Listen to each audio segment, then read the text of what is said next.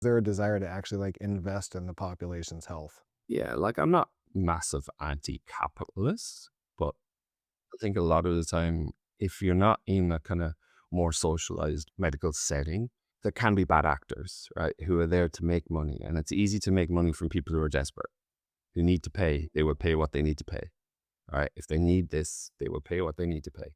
In socialized medicine, I think while there is a cost and there's absolute wastage in a lot of aspects of it, and it could be cheaper. And there's always those kind of horror stories of this hospital cost them $1 billion, all those kind of things. But there are also aspects like you're not bankrupt if you get sick. There are countries that invest from a perspective of the human capital to it. Like they want to provide treatments so that um, those people can contribute to society in a better way.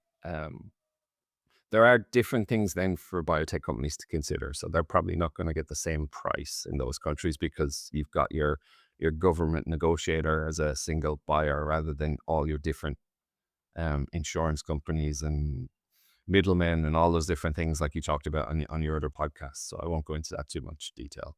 But there are reasons to do those studies that way, or to reasons to have um, healthcare systems. I was talking a second ago about countries investing in, the future health of their populations.